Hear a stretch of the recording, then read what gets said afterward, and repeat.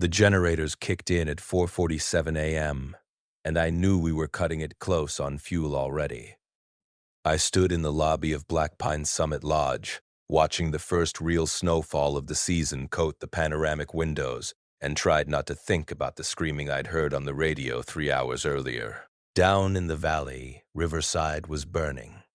Up here at 7,000 feet, we had maybe 2 days before the roads became impassable, and I'd already made the call that would define everything. We were staying. My name is Marcus Webb, and I'd managed this ski resort for 6 years. I knew every supply closet, every backup system, every quirk of the 30-room lodge that clung to this mountainside like it had grown there. The Outbreak, that's what the emergency broadcast called it before they stopped broadcasting, had started in the cities 4 days ago. Riverside, our nearest town, sat in the valley 12 miles below us by road. Yesterday morning, I'd driven down for our weekly supply run. The grocery store had been chaos, people fighting over bottled water, a pharmacist I knew bleeding from a bite on his forearm, insisting he was fine. I'd grabbed what I could, loaded the resort truck, and driven back up the mountain doing 70 on curves designed for 35. The staff meeting I'd called at midnight hadn't gone how I'd hoped. Out of 23 employees prepping the lodge for opening weekend, 8 had already left to find their families.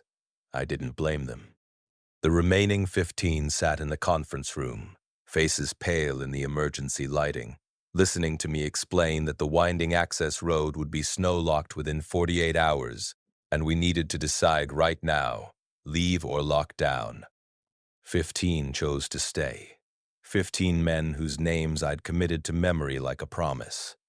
Jackson, our head chef. Derek and Kyle, lift operators. Sanjay and Marcus Jr. We called him MJ to avoid confusion, who handled maintenance. Trevor, who ran the ski school. The others whose skills would become our survival. I'd spent opening day of the apocalypse doing inventory. The lodge had been built in the 1970s by someone who understood that mountain winters didn't negotiate. 3 backup generators with diesel tanks that could run essential systems for months if we were smart. A walk-in freezer and dry storage designed to feed 100 guests through week-long stays. Industrial kitchen equipment. A maintenance shop with enough tools and spare parts to rebuild half the lodge. Fireplaces in the main areas and most rooms. The ski patrol building had medical supplies that would make a small clinic jealous. We had snowmobiles, snowcats, skis, snowboards, and enough cold weather gear to outfit an Arctic expedition. What we didn't have was a plan for this. Jackson found me in the storage basement around dawn, counting 50-pound bags of rice. He was a thick-shouldered guy from Montana who could smoke a brisket that made grown men weep, and right then his hands wouldn't stop moving, straightening cans that were already straight. The question he asked cut through all my mental calculations. How long can we actually last up here? I'd been running numbers in my head since midnight. 15 men. 3 meals a day. The canned goods, dried food, frozen meat, flour, sugar, salt, coffee, everything we'd stocked for a full season of guests. Rationing carefully but not starving. Water wasn't a concern. Snow melt and the natural spring that fed the lodge meant we'd never go thirsty. 6 months, I told him. Maybe 7 if we're disciplined and supplement with anything we can hunt or forage come spring. He processed that, staring at the shelves of supplies that suddenly looked both abundant and terrifyingly finite. The next question came quieter. And then what? Through the small basement window, I could see the snow falling heavier now. Fat flakes that meant business. The Weather Service, back when weather services still existed, had predicted a brutal winter. El Niño patterns, atmospheric rivers, snowpack levels that would break records. The kind of winter that turned the mountain into an island in a frozen ocean, unreachable and untouchable. The kind of winter that might just save our lives. By noon, the snow was falling so thick I couldn't see the tree line 50 yards out. Derek and Kyle had brought the snowcat around from the maintenance building, and we'd spent the morning shuttling supplies from the outer buildings into the main lodge. Everything we might need.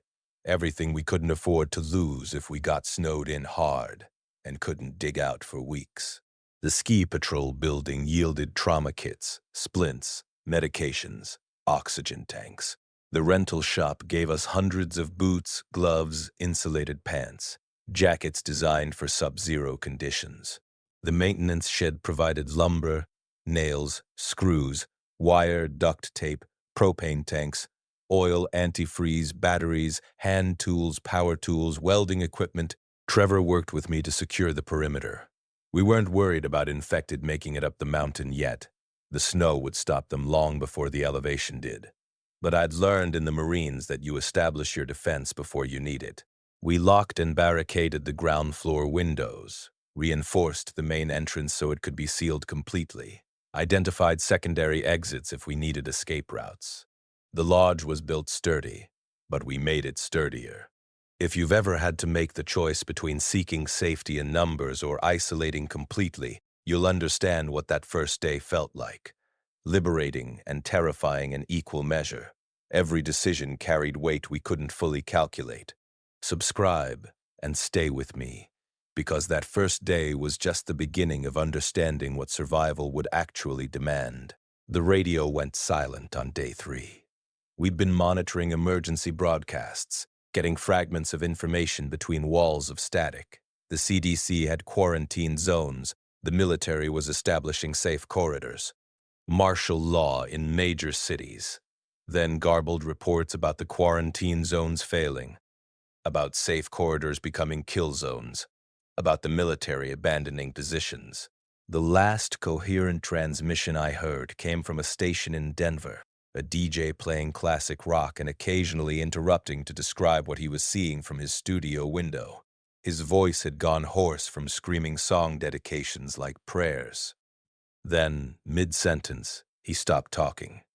The music continued for 6 hours before the station went to static.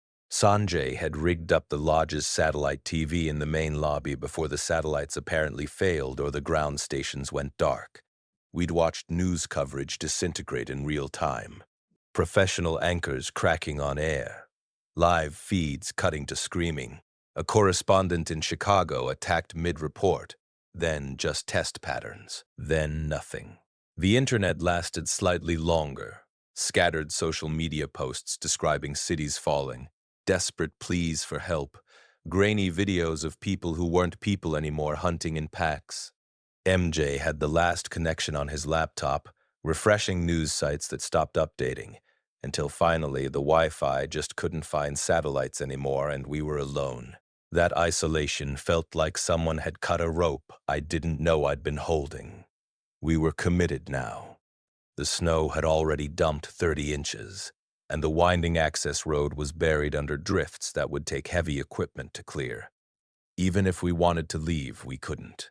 Even if anyone wanted to reach us, they wouldn't make it. The mountain had closed around us like a fist. Jackson established the kitchen as his kingdom. He gathered everyone that third night, the 15 of us arranged around the massive dining hall fireplace, and laid out his rationing plan. Breakfast would be hearty. We'd need calories for the physical work of surviving winter at altitude. Lunch, moderate. Dinner, lighter. He'd rotate protein sources, stretch the frozen meat by mixing it with dried beans and rice, use the industrial flour to bake bread until the yeast ran out, then switch to flatbreads. Coffee would be rationed but never eliminated. Morale mattered. We'd drink powdered milk. Sugar would be precious. Salt was abundant. He'd cook meals that fought scurvy, that kept us strong, that reminded us we were still human and not just animals feeding. I watched him explain this with the fire crackling behind him, shadows dancing across faces I'd known as co-workers and barely registered as individuals. Now these 14 men were my entire world. Jackson with his knife-scarred hands. Derek, barely 22, who'd dropped out of college to ski bum for a season and now would probably never see his family again. Kyle, older, quieter, who'd been through a divorce and said the mountain was his therapy. Sanjay with his engineering degree working maintenance because he loved high altitude. MJ, built like a linebacker who could fix anything mechanical. Trevor, silver-haired and patient, who taught thousands of kids to ski and spoke 4 languages. The others, Ryan, Ben, Chris, David, Nathan, Oscar, Tyler, Aaron, and James. Each with histories I'd never bothered learning until those histories became the only stories we'd have. That night, after the meeting, I assigned everyone roles. Jackson ran food. Sanjay and MJ handled all mechanical systems, keeping generators running and fixing what broke. Derek and Kyle managed snow clearing, keeping paths open between buildings, maintaining access to the generator shed and firewood supply. Trevor took inventory control, tracking every item we used. I'd coordinate everything, make final decisions, and try to keep 15 men from losing their minds in isolation. The first week passed in a blur of physical work. We moved room by room through the lodge, shutting down areas we wouldn't heat, consolidating our living space to minimize generator load. The lodge had been designed for luxury. Hot tubs, heated floors, ambient lighting, all powered by a grid connection that no longer meant anything. We stripped it down to survival essentials: heat, light, cooking, water pumping. Everything else got shut off. The cold came down hard. Temperatures dropped to single digits, then below zero, then into ranges where exposed skin freezed in minutes. The wind screamed around the lodge's corners, found every tiny gap in the windows, made the whole structure groan like a ship in a storm. Snow piled against the north walls until it reached second-story windows. We dug out every morning paths to the generator shed and firewood storage and the backup buildings, only to find them half-filled by afternoon. The mountain was burying us, but that burial was protection. Because on day 9, we saw the first infected trying to climb toward the lodge. I was doing a perimeter check with Kyle. Both of us bundled until only our eyes showed, when movement below caught my attention. Through binoculars, I watched 3 figures stumbling up the access road, or what had been the road before 6 feet of snow erased it. They weren't dressed for the cold. One wore a torn business suit. Another was barefoot. The third had been wearing hospital scrubs. They moved with that distinctive broken gait I'd seen in the videos, relentless and mindless, bodies still functioning despite damage that should have stopped them. They made it perhaps 200 yards up the slope before the mountain killed them. The cold doesn't negotiate with infection. I watched them slow, stiffen, and eventually stop moving, freezing in place like statues to the world that had ended. More came over the following days. Sometimes individuals, sometimes small groups. None made it further than a quarter-mile up the slope. The elevation, the cold, the deep snow, it formed a barrier more effective than any wall we could have built. Trevor joined me at the window one morning, watching another infected figure collapse into a drift below. His voice carried something between relief and horror. "We're safe up here." I nodded, but couldn't shake the feeling that safety and imprisonment were sometimes the same thing.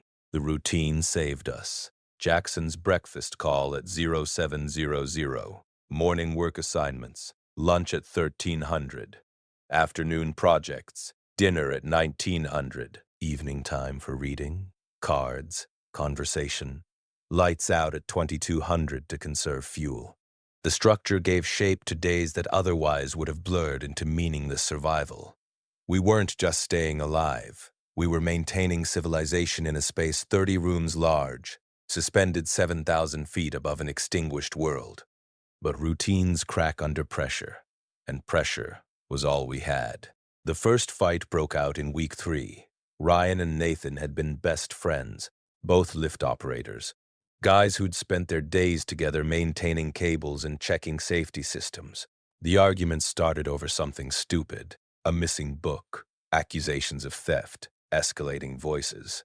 It ended with Ryan shoving Nathan into a wall hard enough to crack the drywall. I pulled them apart, felt the trembling tension in both men, and understood we were reaching a breaking point faster than I'd anticipated. I called a meeting that night, all 15 of us in the main lobby. The fire burned low. Outside, Wind drove snow against the windows in waves that sounded like static. I didn't sugarcoat it. We were facing a months-long winter in close quarters with no escape, no privacy, no break from each other. Cabin fever would kill us as surely as starvation if we let it. We needed rules. We needed space. We needed purpose beyond simple survival. The rules came together through discussion. Respect personal boundaries. Give people space when requested. Share common areas fairly. Resolve disputes through conversation, not violence. Contribute to the group. Take assigned shifts seriously. Simple codes that felt obvious until they weren't. We designated quiet spaces where people could be alone. Certain rooms, certain times. We established a rotation so everyone got solo time without others nearby. We agreed to call out problems before they festered. The purpose took longer to figure out. Derek suggested we treat it like we were still preparing for guests, maintaining the lodge to operational standards even though no guests would come. It gave us projects beyond survival. We deep-cleaned rooms, repaired minor damage, organized storage areas, maintained equipment we might never use again. The work was sometimes pointless, but pointlessness was better than sitting idle while the walls closed in. Christmas hit hard. We hadn't talked about it approaching, but when December 25th arrived, according to Trevor's carefully maintained calendar, the weight settled over everyone.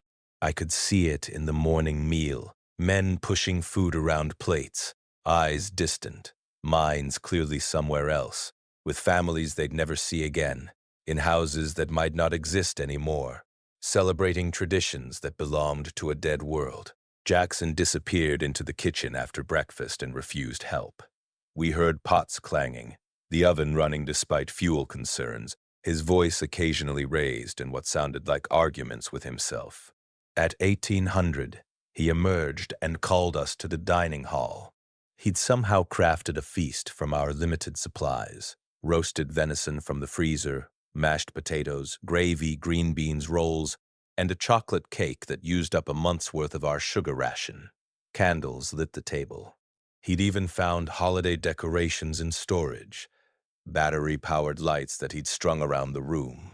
We sat together, 15 men at a table designed for twice that, and ate in silence that gradually gave way to talking, quiet conversations. Memories shared carefully.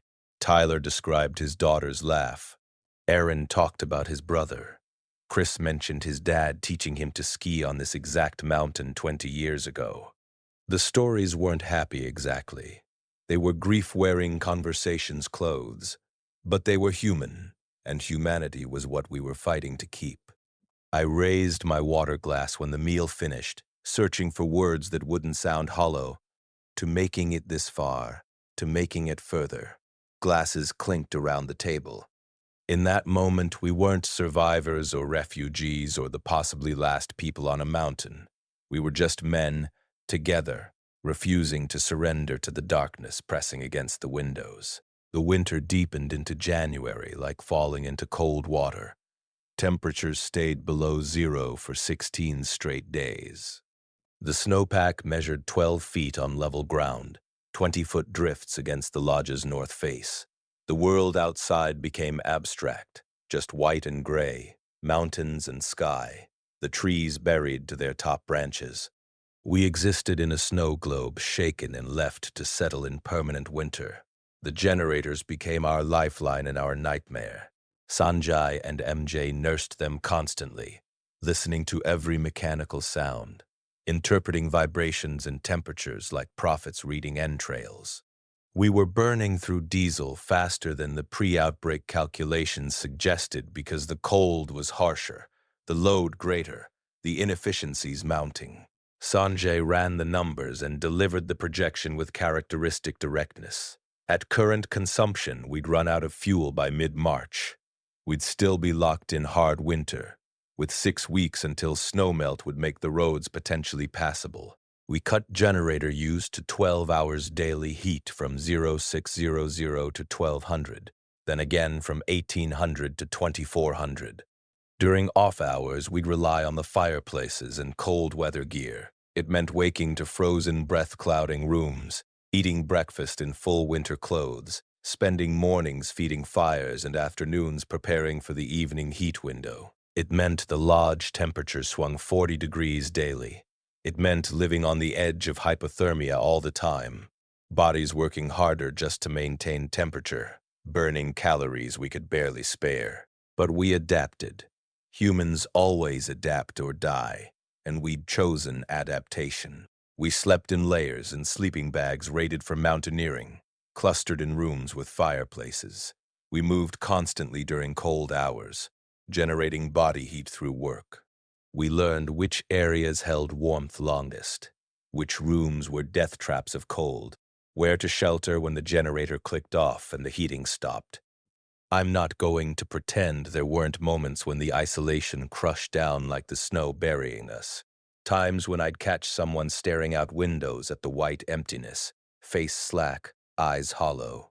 Times when arguments erupted over nothing.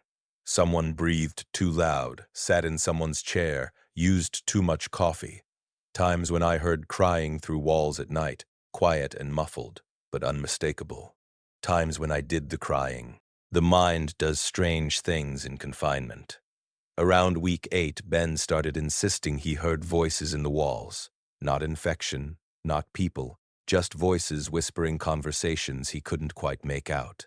David developed a facial tic. Oscar stopped talking except when directly addressed.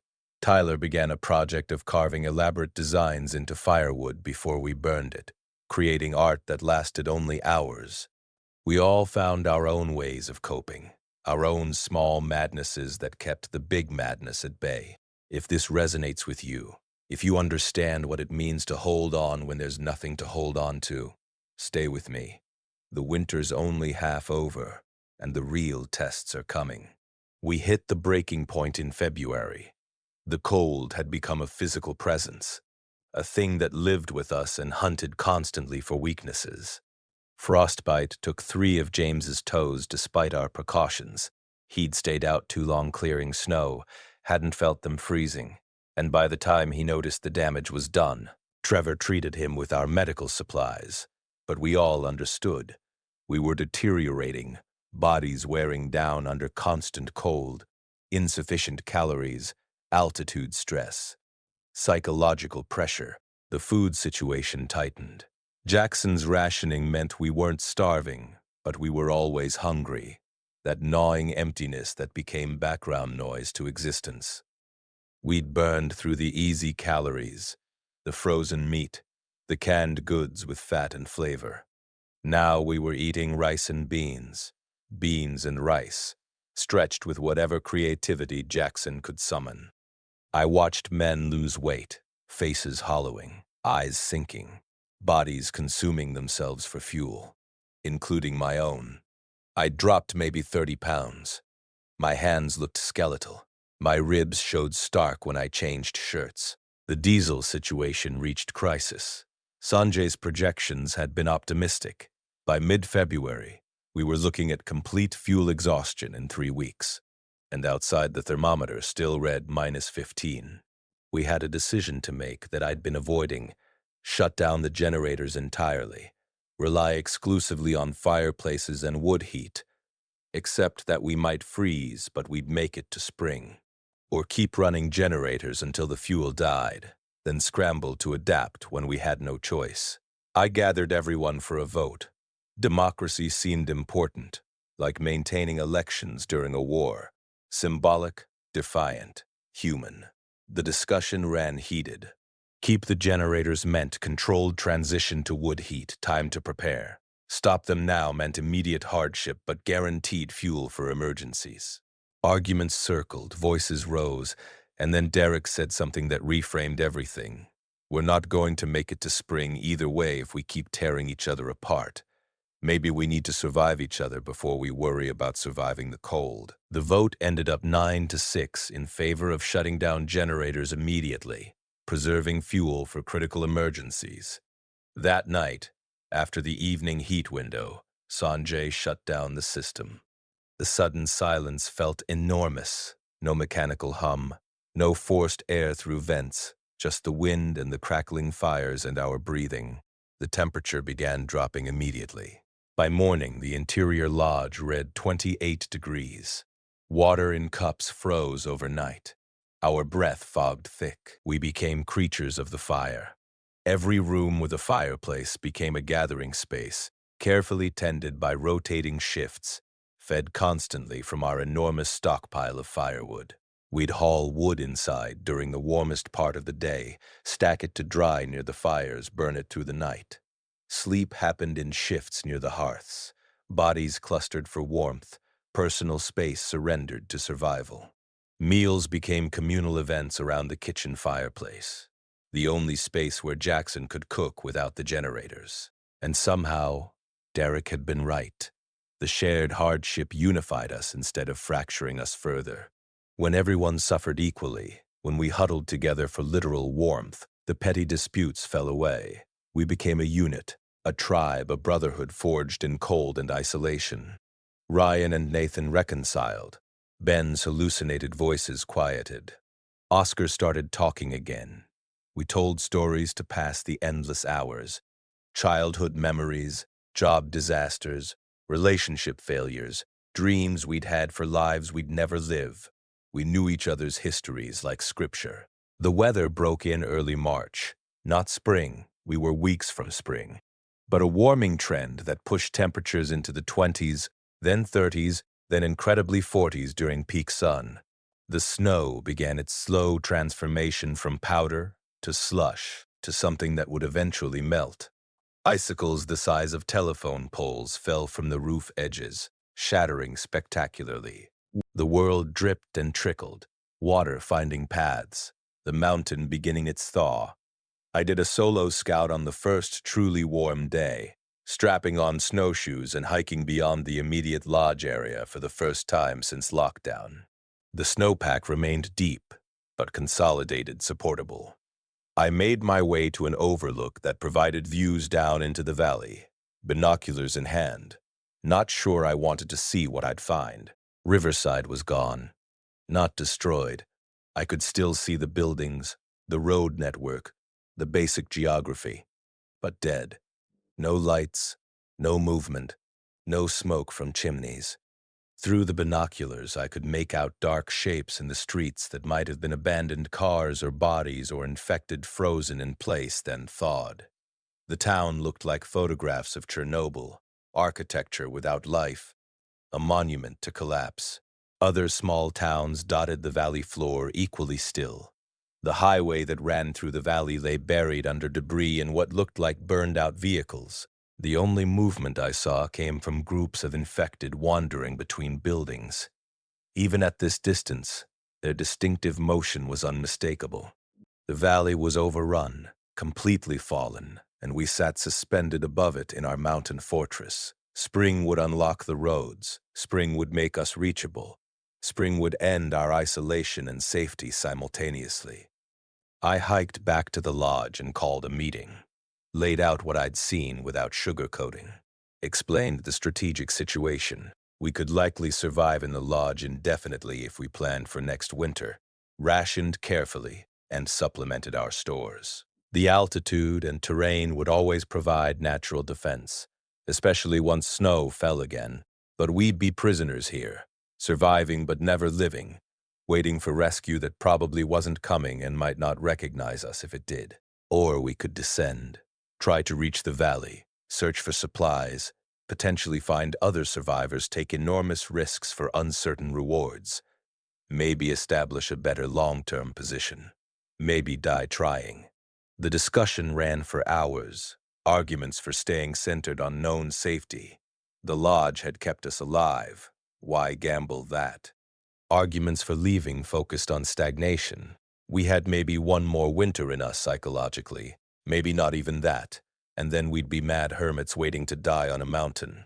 Some pointed out we had no idea what the infection situation actually was, whether the infected would remain a threat or eventually deteriorate. Others noted we had skills, knowledge, tools, and a functional group dynamic that would be valuable in any survival community. I didn't force a conclusion. This decision needed consensus, or we'd fracture regardless of choice.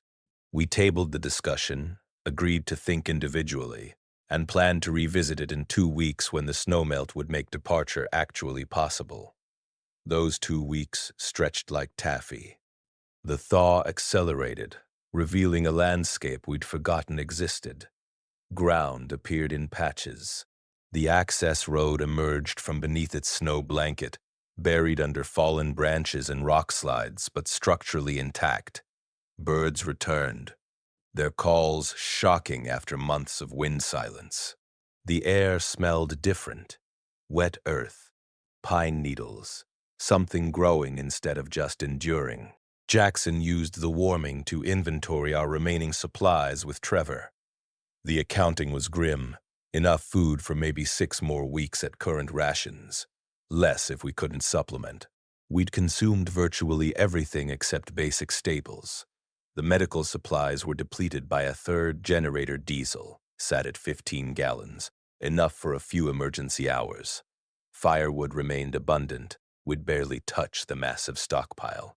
We had winter gear, tools, and knowledge. We were alive, but we weren't thriving.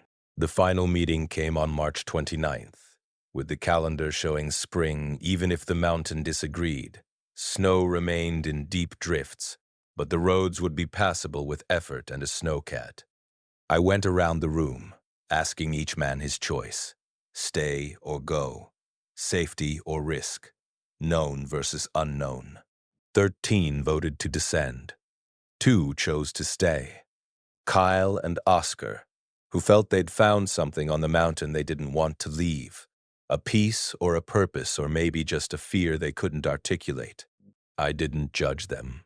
We agreed they'd keep the lodge operational, that we'd return if things below proved impossible, that we'd radio if we found working communications. We spent 3 days preparing for departure, loading the snowcat with supplies, weapons fashioned from tools, our best winter gear, food, and water for a week. Jackson created a food cache for Kyle and Oscar that would sustain them through summer. Sanjay and MJ did maintenance on the snowcat, ensuring it wouldn't fail on the descent. Trevor mapped routes down and possible destinations. We planned like it was a military operation, because mistakes would kill us.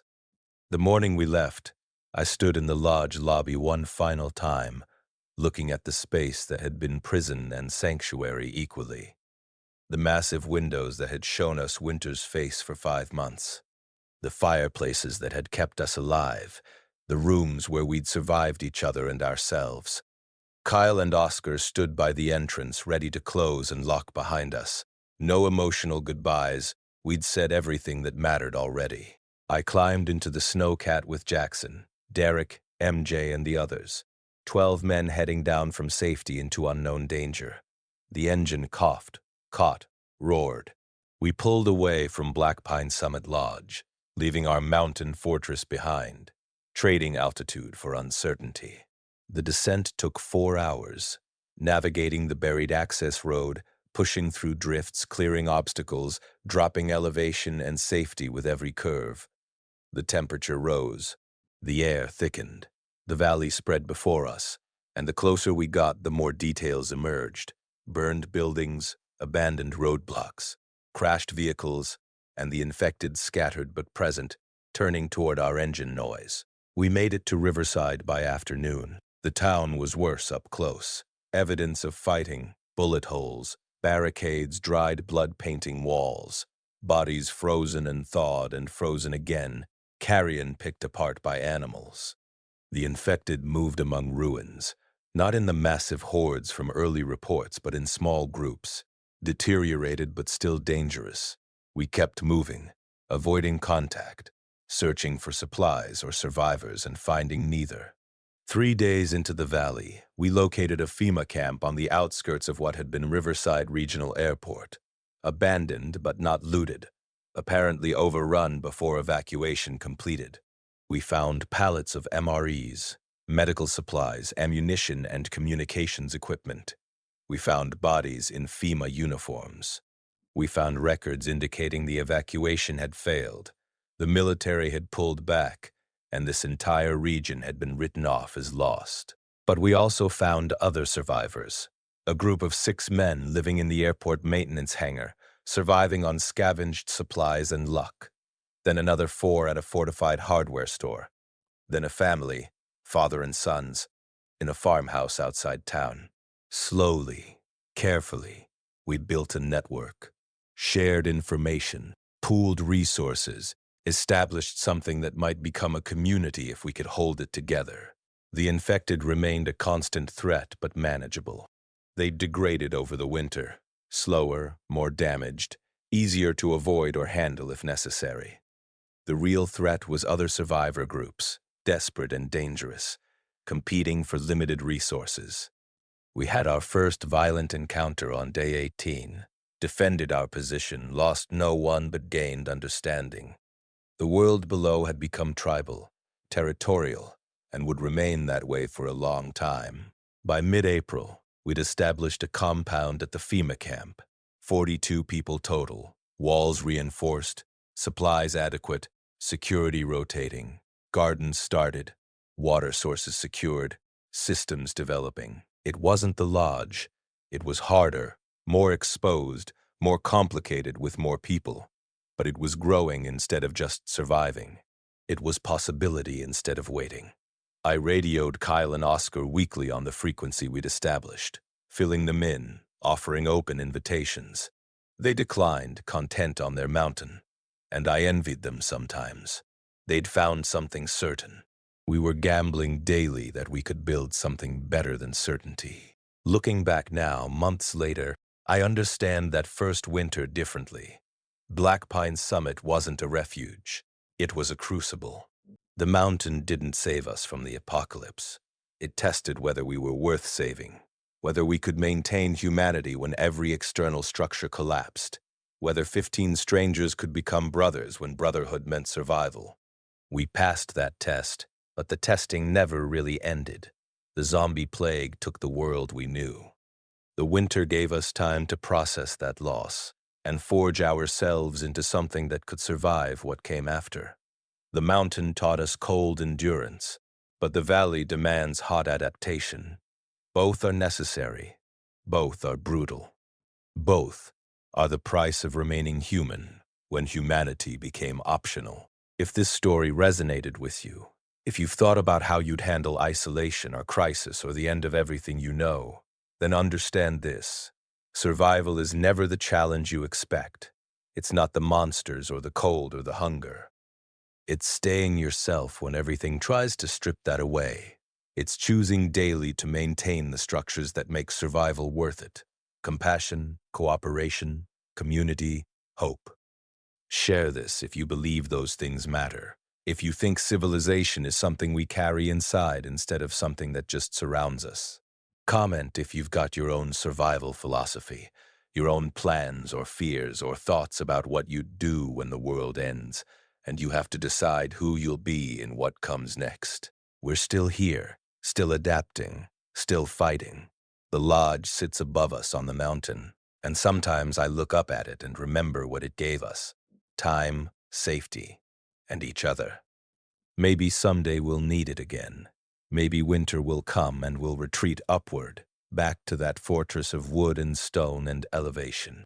But for now, we're down here in the valley, building something harder and more fragile, and infinitely more human than simple survival. The apocalypse didn't end. We just learned to live in it. And that mountain, that winter, that lodge at 7,000 feet, that's where we learned how. The compound at the FEMA camp became our new reality, and reality hit different than survival mode ever had. The lodge had been about endurance, waiting for time to pass, holding on. This was about construction, expansion, permanence. We weren't surviving anymore. We were building, and building meant different challenges, different conflicts, different ways to fail. May arrived with heat that felt aggressive after months of cold. Temperatures climbed into the 70s, then 80s, and suddenly we were dealing with sweat instead of frostbite, dehydration instead of hypothermia.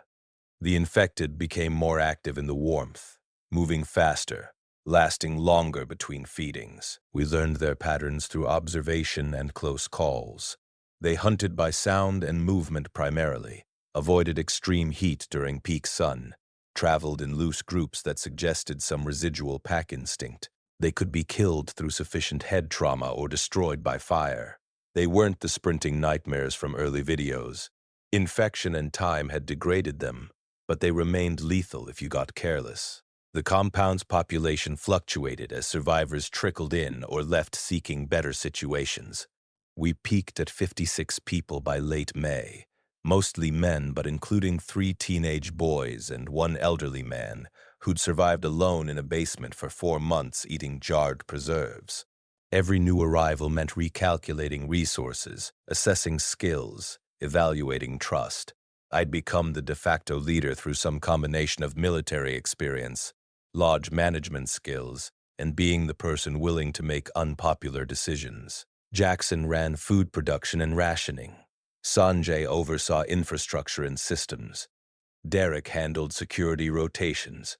Trevor managed inventory and trade negotiations with other survivor groups. Trade became essential fast. We had medical supplies from the FEMA cache, which made us wealthy by apocalypse standards. Other groups had ammunition, tools, seeds, livestock, knowledge, manpower.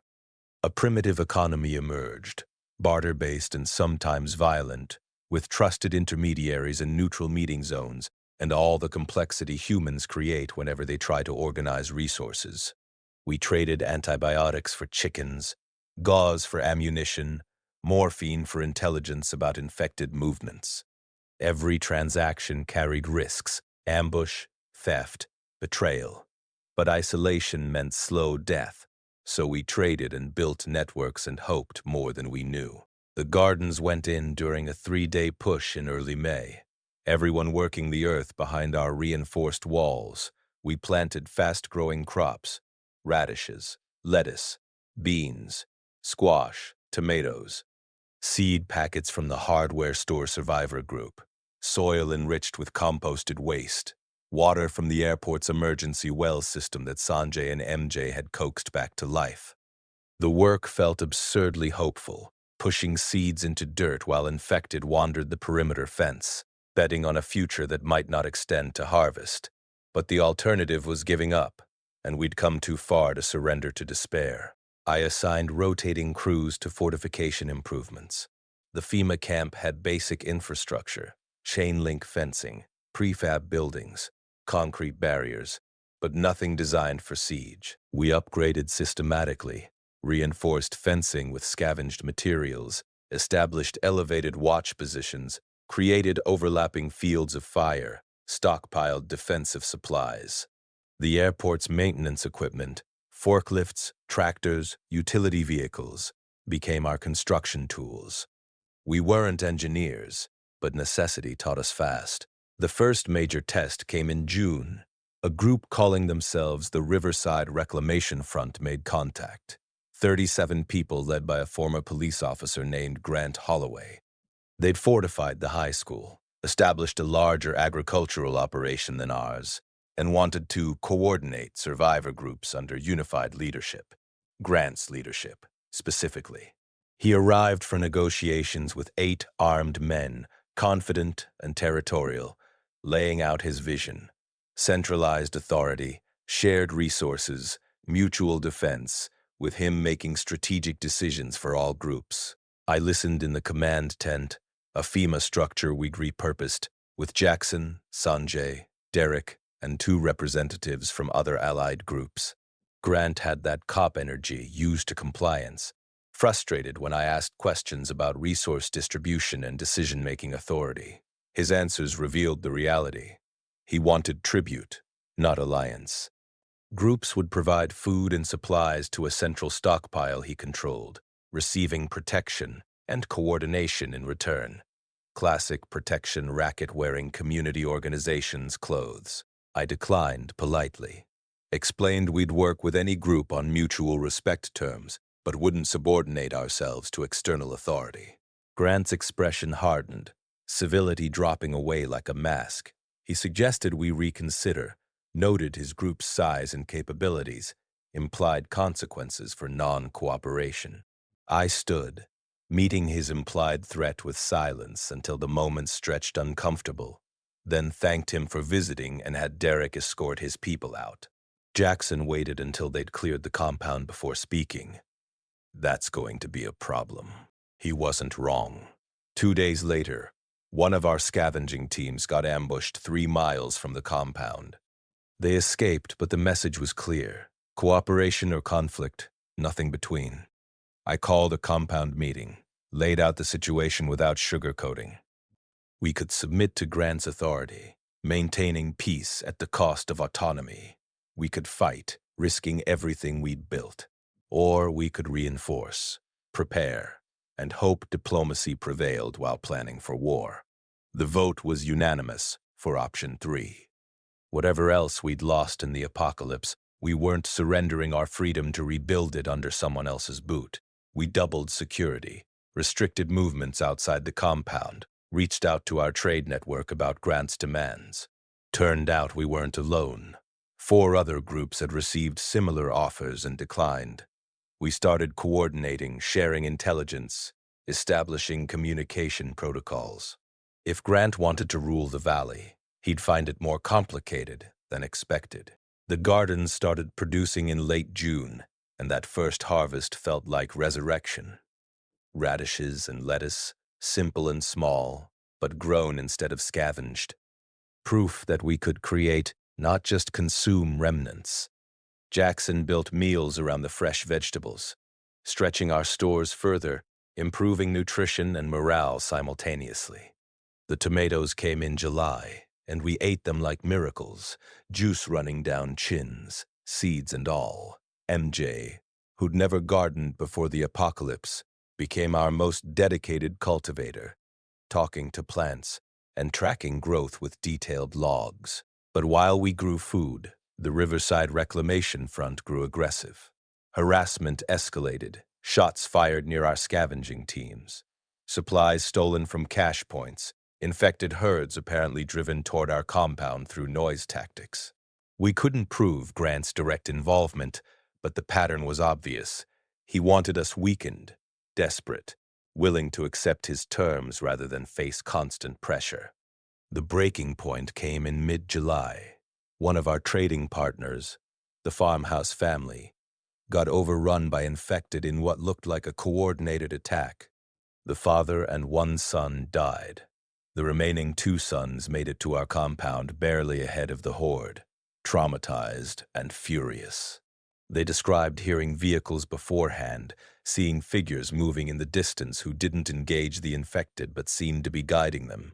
Grant's people, they were certain. Using infected as weapons, I gathered our core leadership and faced the ugly reality. We were at war whether we acknowledged it or not. Grant wouldn't stop escalating until we submitted or died. Defense alone wouldn't work. We'd be slowly bled until collapse. We needed to act decisively, but any action carried enormous risk.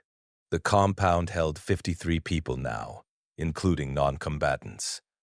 Grant's group numbered at least 37, possibly more. Direct assault would be catastrophic for everyone. Sanjay suggested an alternative. Instead of fighting Grant's people, we eliminate his strategic advantages.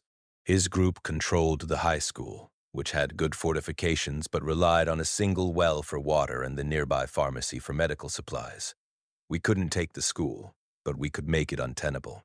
Cut off resources, apply pressure, force him to overextend or negotiate seriously. The plan took shape over 3 days of intense discussion.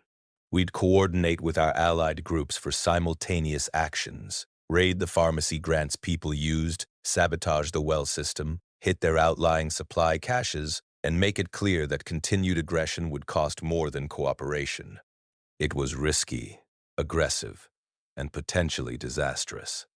But passivity had already cost lives. We moved on July 23rd, 3 teams simultaneously. Derek led the raid on the pharmacy, a smash-and-grab operation to seize medical supplies before Grant's people could respond. MJ and Sanjay hit the well, introducing contaminants that wouldn't permanently damage the system, but would make it unusable without extensive purification. I took a team to the supply caches our intelligence had identified, destroying what we couldn't carry. The operations were timed for pre-dawn, coordinated by radio, executed before Grant's security could react effectively. The pharmacy team succeeded completely, grabbing antibiotics, painkillers, and surgical supplies. The well sabotage went perfectly. Sanjay's engineering background meant he knew exactly how to foul it. My team hit 2 caches, torched a third, and extracted before resistance arrived. We lost no one, gained significant supplies, and delivered the message. We wouldn't be bullied. Grant's response came faster than expected.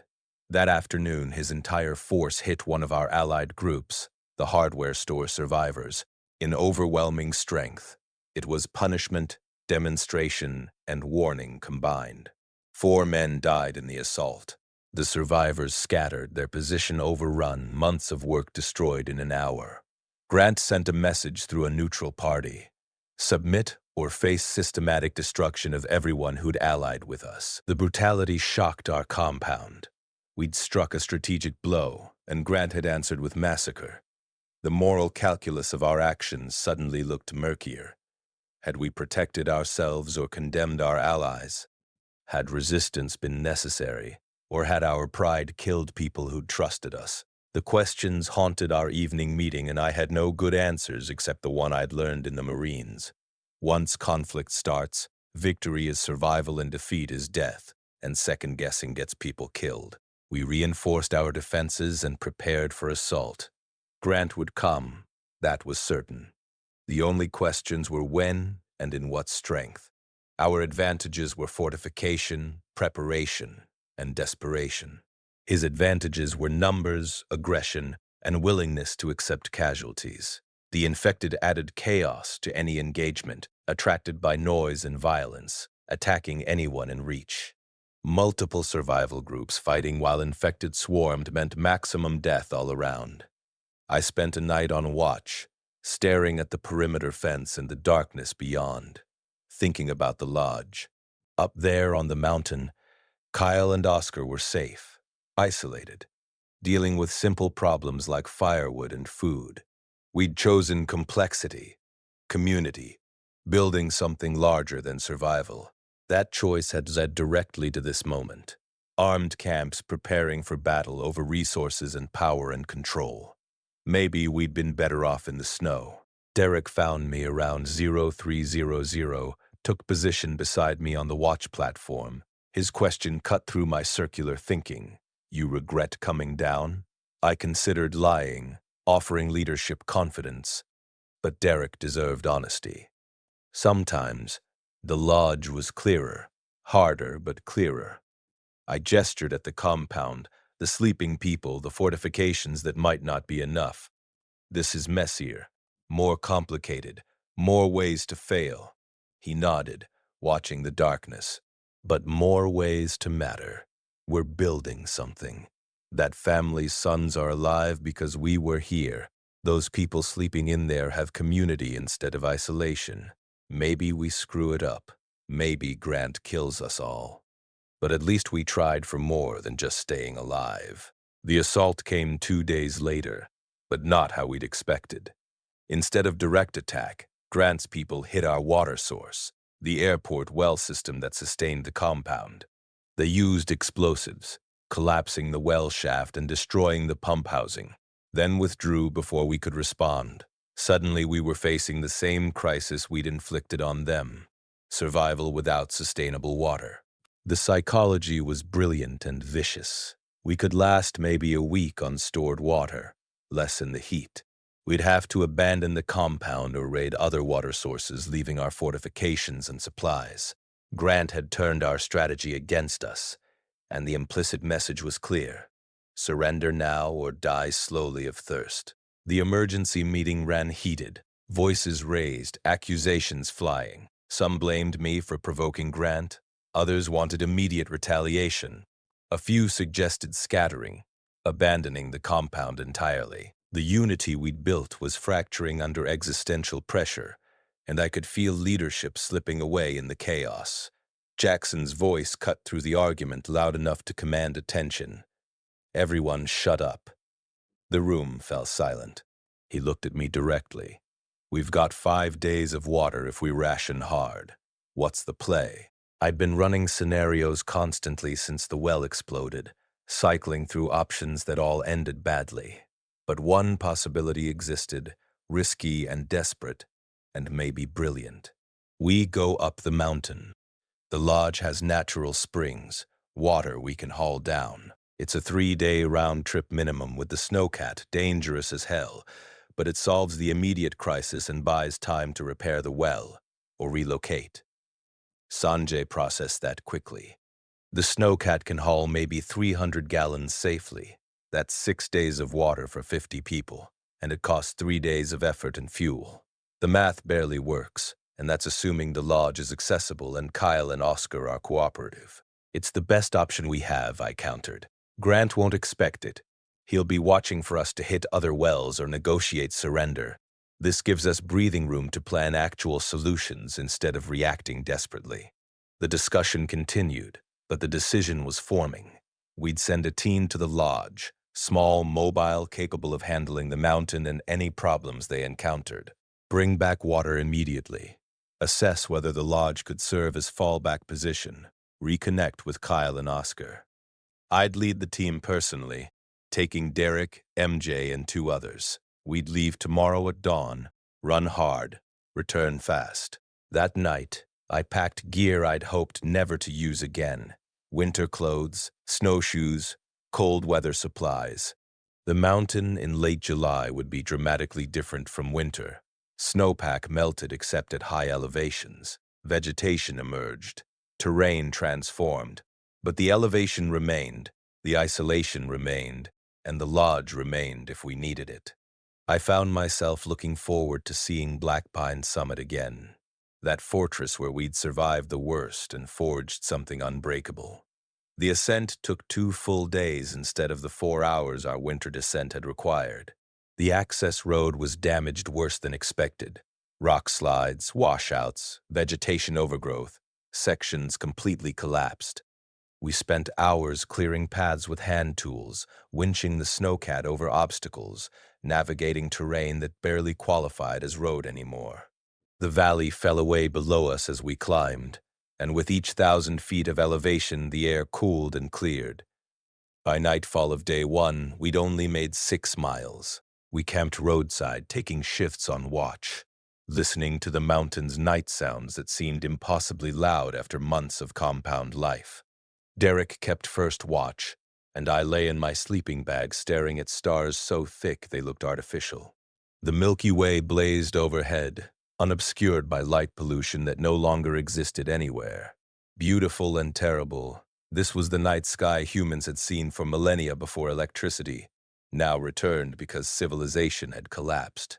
Progress reversed, wonder restored through catastrophe. The second day brought us to familiar territory, the upper road sections where snow still clung to shaded areas, the final switchbacks I'd navigated countless times when the lodge was just a job instead of a sanctuary. The building appeared around the last curve exactly as we'd left it. Massive timber construction, stone chimneys, panoramic windows reflecting afternoon sun. Home, my brain supplied automatically, and I didn't argue. Kyle and Oscar met us at the entrance, both looking healthy and surprisingly content. The lodge behind them was immaculate. They'd maintained it obsessively, keeping systems functional, cleaning rooms, preparing for winter, or guests, or just imposing order on chaos because humans need purpose. Kyle's greeting was characteristically understated. Figured you'd come back eventually. Come on in. The interior felt frozen in time, unchanged from the moment we'd departed except cleaner.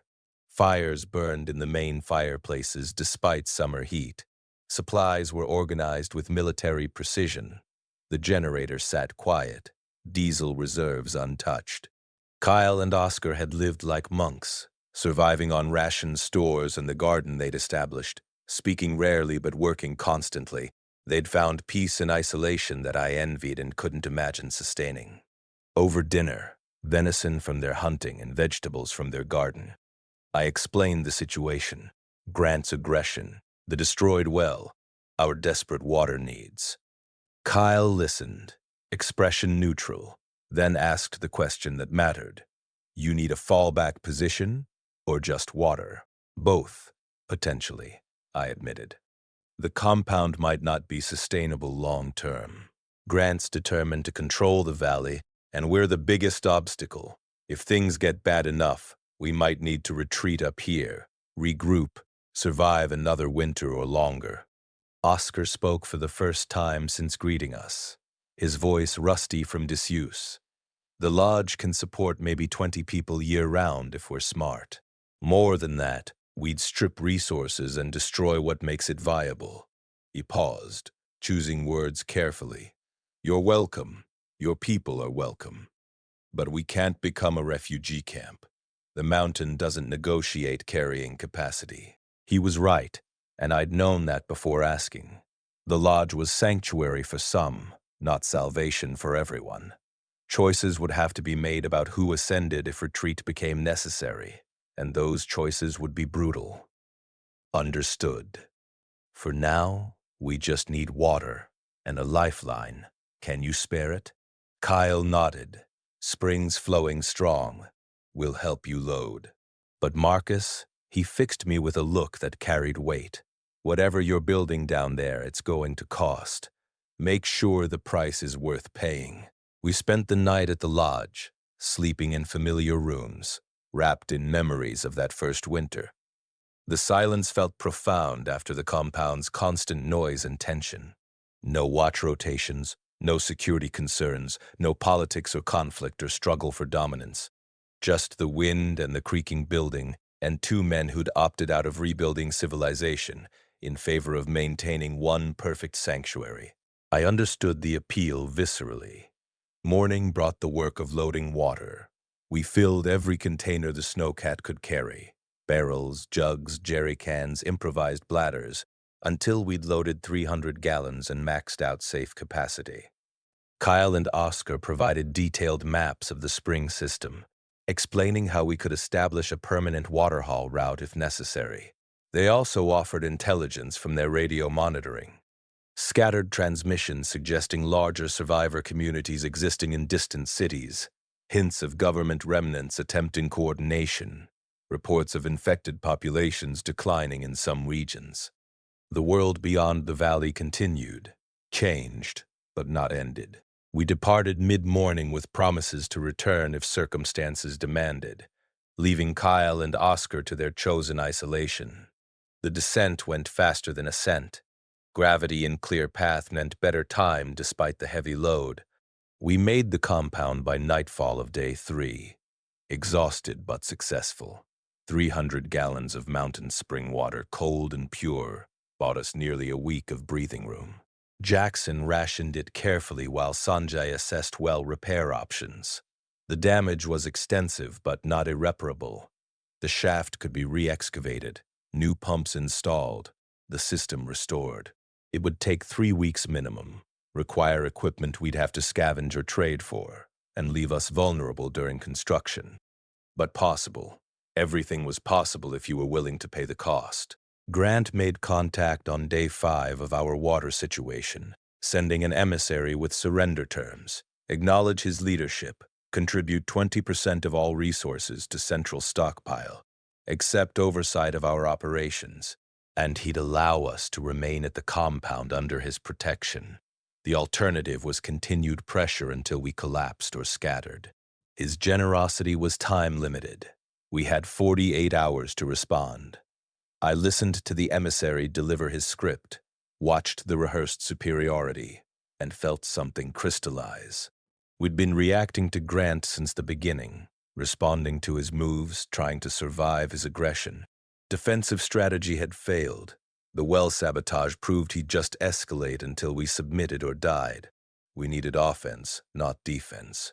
We needed to remove the threat permanently. The leadership meeting that night went longer than any previous.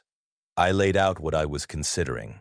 Not harassment or sabotage, but direct action against Grant himself. Targeted removal of leadership to decapitate his organization. Assassination, to use the ugly, accurate word. It violated every principle I'd tried to maintain about building versus destroying, but pragmatism was screaming that Grant would never stop, that his removals saved lives, that sometimes violence was the only answer to violence. The response was mixed. Derek supported it immediately, military background recognizing tactical necessity. Jackson hesitated, moral concerns warring with practical assessment. Sanjay pointed out the risks. Failure meant retaliation against everyone. Success might make us warlords instead of community builders. Either way, we'd be crossing lines we couldn't uncross. Trevor asked the hardest question. Who were we becoming if we solved problems through assassination? I didn't have comfortable answers. The truth was simple and brutal. I'd become someone who'd do whatever necessary to protect the people I'd committed to protecting. The apocalypse hadn't made me that. Leadership had. Responsibility had. Watching people die because I'd been too principled or too cautious or too optimistic about human nature had burned away the luxury of clean hands. Grant was a threat. Threats got eliminated. That's how you survived when survival was a daily battle. The vote split 3-2 in favor of action. Not a mandate, but enough. I'd take volunteers, plan carefully, execute efficiently. If it worked, Grant's organization would fracture, and we'd negotiate with successors from strength. If it failed, at least we'd tried something instead of waiting for incremental destruction. Planning took 3 days we didn't have. Intelligence gathering through our network identified Grant's patterns.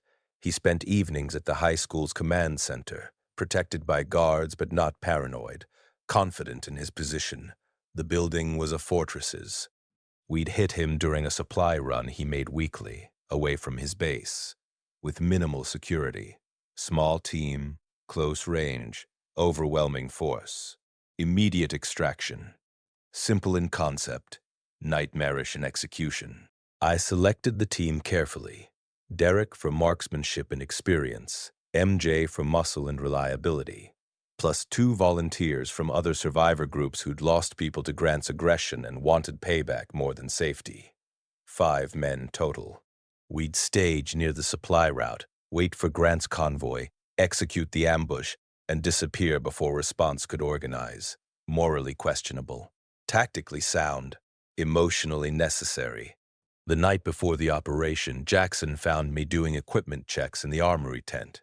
He didn't say anything initially, just sat on an ammo crate watching me work. Finally, "You sure about this?" I kept checking magazines, counting rounds, avoiding eye contact. "No, but I'm sure about the alternative being worse. Kyle asked you if the price was worth paying." Jackson's voice carried something between concern and judgment. "You figure out the answer." I stopped working, met his eyes directly. The price of trying to build something better is fighting the people who want to tear it down. Grant's one of those people. We remove him, or he removes us eventually. There's no third option where everyone holds hands and cooperates. So yeah, the price is worth it if it means 43 people at this compound get to keep building instead of dying or submitting to a wannabe dictator. Jackson nodded slowly, processing that. "Just remember, you're not the only one paying. We all are. Make sure what you build with this blood is worth what it costs." The ambush happened on July 31st, late afternoon heat making everything shimmer. We'd positioned along a supply route Grant's people used regularly, concealed in rubble that offered cover and overlapping fields of fire. The infected were absent from this area. Grant's people had cleared them methodically, which meant no interference but also no chaos to obscure our action. The convoy arrived right on schedule. 2 vehicles, Grant's SUV in front with 4 people including him, a supply truck following with 3 more. We'd agreed on the signal. Derek's first shot would trigger everyone else. The seconds stretched like hours, my pulse hammering, sweat running despite the afternoon heat. And then Derek's rifle cracked and Grant's driver slumped. The next 20 seconds were violence distilled. Overlapping gunfire, glass shattering, people scrambling for cover or weapons or escape. Grant tried to exit his vehicle and took 2 rounds center mass, dropping hard. His security returned fire, but we had position and surprise. The supply truck tried to flee, crashed into rubble, disabled. By the time the shooting stopped, 7 of Grant's people were dead, including him. 1 had escaped on foot, and we'd taken no casualties. I confirmed Grant's death personally. Center mass shots, no pulse, eyes fixed and empty. Felt nothing except grim satisfaction that the threat was ended. We loaded quickly and extracted, racing back to the compound before response could organize. The infected, attracted by gunfire, arrived just as we departed, descending on the ambush site and consuming the evidence. The compound's reactions split predictably, some relieved that Grant was gone, others horrified at the methods, everyone uncertain what came next. I called an assembly and explained what we'd done and why, not apologizing but acknowledging the gravity. We'd crossed into territory most people hoped to avoid, becoming killers to protect what we'd built. If anyone wanted to leave because of that, they were free to go with supplies, and no judgment. 3 people left. 40 remained, bound by complicity or agreement or resignation to reality. Grant's organization fractured exactly as predicted. Without his forceful leadership, the Riverside Reclamation Front splintered into factions, arguing about succession and direction. We sent emissaries immediately with peace offers, cooperation, trade, mutual defense, no more violence. Most factions accepted, exhausted by conflict and recognizing we'd eliminated their problem leader too. 1 small group swore vengeance and had to be handled through additional violence, but by late August, the valley had stabilized into an uneasy peace. The well repairs completed in mid-September, restoring our water independence. The gardens produced enough through summer to significantly supplement our stores, and we'd established trade networks that ensured continued supply access. The compound population grew to 62, as word spread of our stability and Grant's removal. We weren't thriving, but we were surviving with structure and purpose and hope for futures beyond tomorrow. I radioed Kyle in late September, updating him on the situation, offering gratitude for the water that had bought us time for everything else. His response was characteristically minimal. "Glad it worked out. We'll be here if you need us again." That connection mattered more than tactical value. The lodge represented something pure we'd left behind but hadn't lost entirely. The knowledge that survival could be simple if you accepted limitations. That isolation had benefits complexity couldn't match. That sometimes the best thing you could build was sanctuary instead of civilization. We'd chosen differently, accepted complications and conflicts, traded safety for possibility.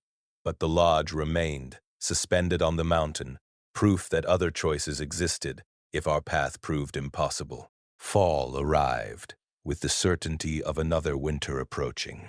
We prepared systematically, using lessons from the lodge, stockpile food and fuel, improve insulation and heating, establish backup plans for every system, prepare psychologically for months of hardship. The compound wouldn't face the lodge's extreme isolation, but we'd face different challenges. More people, more politics, more vulnerability to human threats. We'd survive because we'd already proven we could. Because 15 men on a mountain had forged bonds strong enough to carry us through whatever came next. I think about that first winter constantly. The cold and hunger and fear. The fights and reconciliations. The moments of beauty in the snow and horror in the radio broadcasts.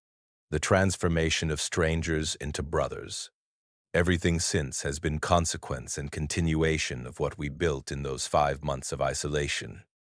Grant died because we'd learned to unify against existential threats. The compound exists because we'd learned to cooperate under pressure.